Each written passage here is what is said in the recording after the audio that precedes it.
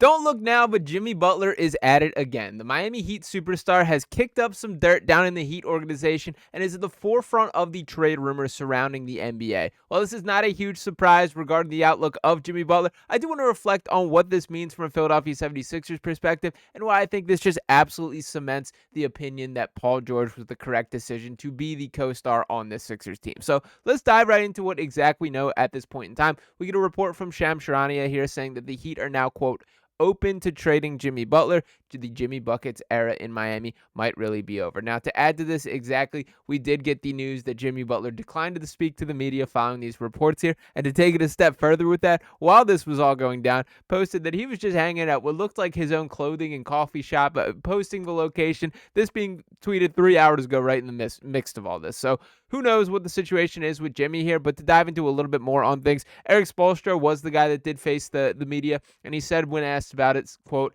"It's been our best, most consistent stretch of the season. So anything else, any other narrative, I don't care. Nobody should, because most of the stuff like this has just been a bunch of gibberish." And this leads me to my main point on the Jimmy Butler situation, is there's way more of that gibberish than there is the actual successful on-court play. Is Jimmy Butler a very good basketball player? No doubt about it. But is he worth all that you have to put up with when dealing with him?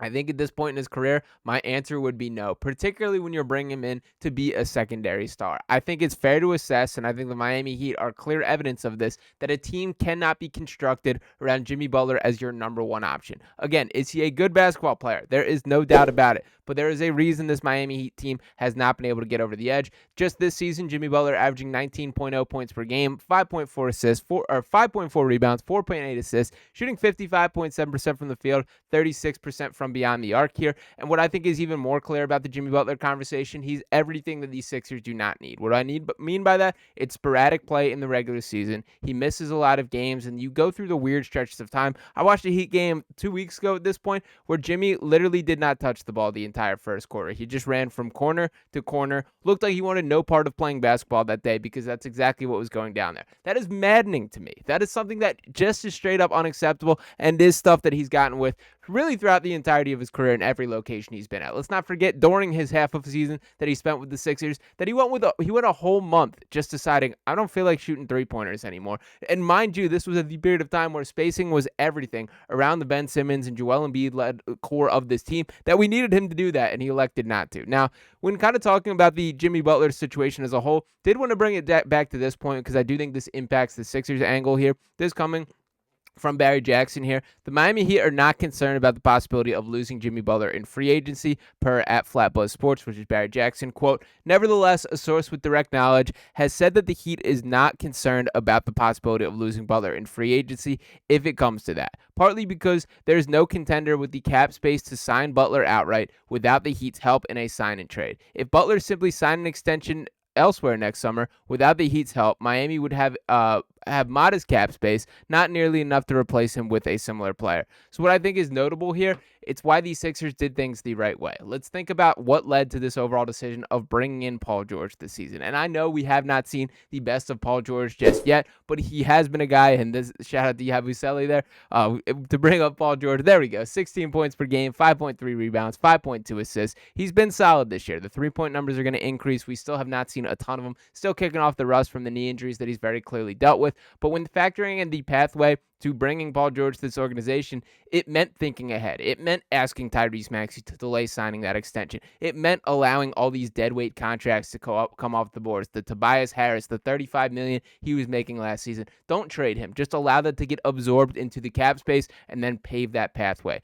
There's very few teams that are willing to be that proactive or take really that risk, because there is a chance that backfires. Think about if Paul George had not signed with the Sixers team. What are they looking at right now? Well, we might be having this exact same Jimmy Butler conversation, because that did seem to be the second most likely here. Now, where this complicates things from a Sixers angle from here, I first want to put to death the conversation of the Sixers getting involved. And shout out to Sixers Adam here tweeting, "Certainly don't get your hopes up about a Jimmy Butler return. The Sixers would need to send out at least $48.7 million in salary for this even to be legal on their side. They'd have to send out at least $36 million for Brandon Ingram. The Sixers salaries via the cap sheets at NBA.com. Joel Embiid making $51 million, Paul George making $49 million, Tyrese Maxey making $35 million. So what it means right there is basically you have to include one of those three players in order to make this deal done. Now, if you want to have the conversation about is it Paul George or is it Jimmy Butler, what would be the best solution?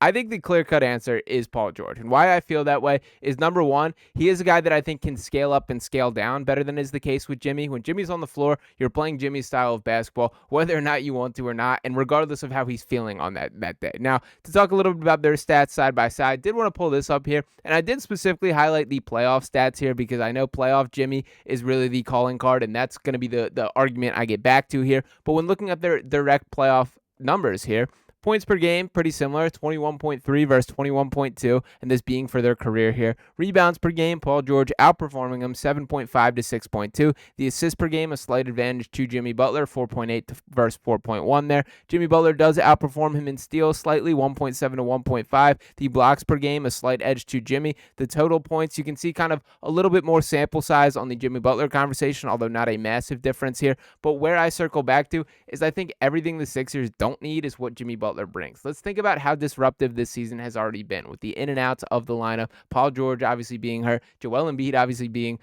whatever the situation you want to describe as with him. Hopefully he is back for the foreseeable future. But what we're seeing is all that would have just been further magnified with Jimmy. I know I've told this story on this channel before, and I think it is like shows that Joel and Jimmy got along, but there's also the stuff that you just need to nip in the bud that needs to be like an organizational voice to come down on when this occurs, and that has not been the case in the Sixers. And the story specifically being that during a road trip with the Sixers team, both Jimmy Butler and Joel Embiid mysteriously weren't able to make the team dinner. That I believe Joel said he was sick. I forget the exact story with all these. The point being, the Sixers go to their team dinner that everyone's supposed to be in this private room. There's some sort of mix-up with the reservations, and things fall apart. So they have to pick a new location. They go to a new restaurant. The whole team walks in, and who's sitting there but Jimmy Butler and Joel Embiid at a table for two, having their dinner and chopping it up there. And, like, that's funny to me. It's entertaining that happened. I think it's cool that Jimmy and Joel clearly got along. But that's also just not what you want as far as a healthy organization. And I think bringing Jimmy back would have just fed that beast that we're kind of seeing has grown in Joel Embiid for not following the rules or beating to his own drum or however you want to put it there. I think it's nice that there is a little bit more stability, and even more so to bring into the contract side of things here. The Sixers made the right call by bringing in Paul George because they still have this flexibility. Jimmy Butler would have been the only move because you would have had to give the draft picks, would have had to create some salary capital to even match a deal and make it possible there. With Paul George, you still have these options. You still can flip KJ Martin at the deadline if you choose to. You still can trade some of those future draft picks for additional pieces to bring back. Maybe you're targeting a guy like Herb Jones, who also appeared in these trade rumors and is significantly more appealing to me than a guy like Jimmy Butler for this Sixers team. But for the time being, this team, all the issues the Sixers have are internal here. I think Jimmy Butler is about as volatile of a superstar as you can get. When he is locked in and playing his best basketball, there's no disputing it. But I think the consistency in which we see that has gotten farther and farther in between that being an actuality. And I think a guy like Paul George, who him at his worst is better than Jimmy at his worst. Jimmy at his worst is actively disruptive to a franchise, both on and off the court. And shout out to the Miami Heat, who I think have handled things better than just about any other organization in the NBA would have. But let's not forget all the other stuff that has gone down. Things like Jimmy directly in the middle of the court challenging Eric Spoelstra to a fight. Jimmy going through his ebbs and flows where he's out of the lineup for significant periods of time. And really the root of the Sixers issue currently has just been getting regular season wins. That has not been Jimmy Butler's track record throughout his career. He's a guy that can flip the switch and go on these little runs. We see the bursts in the playoffs, but he has not been good at keeping the standard of a franchise afloat. That's something Joel Embiid is excellent at that I think he has not got enough credit for throughout his career, but obviously he has not been available enough.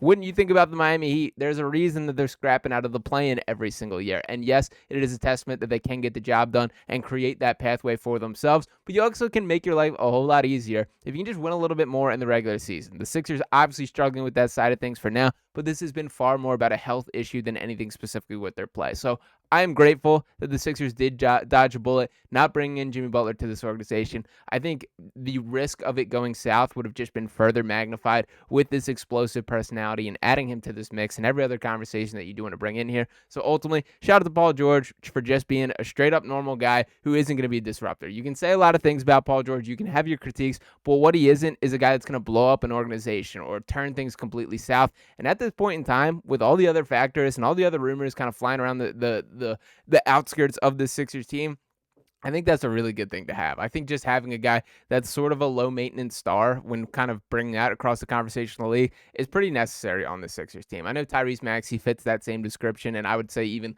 less maintenance than a guy like Paul George, but Joel has plenty of requirements himself. We're seeing that on full display this year, and I'm grateful that Jimmy Butler is not compounding that factor. So we will see how things go from here. Just a couple days away from the December 15th deadline, in which players that were signed this summer can begin to get traded. January 15th, an even more extensive pool. So the rumor is going to start to swirl. I still think there is a world where the Sixers do make a move, but I do think at this current time, the focus is just on getting healthy and continuing to win a string of games. So we will see how things go from here. But let me know what you guys think in the comments. I will hear out your thoughts if you want to be a Jimmy guy and be regretful here. I know there are plenty of you guys floating out there. I get it. I do think that we have a more positive perception of Jimmy Butler because it was just a half season in Philadelphia than the actuality of him in his game. And I do think if he was here for an extended period of time, he would have worn out his welcome a little bit quicker than a lot of people give it credit here. But we'll see what happens. Thank you to Paul George for not being this disruptor of a franchise, and welcome to Philadelphia. Hope you're just settling in, my friend. Appreciate each and every one of you guys tuning into this video here. As always, make sure you're smashing that subscribe button, dropping a like if you have not read it in your comments below, and we'll be back talking with you next time right here on Sixers Digest. Peace.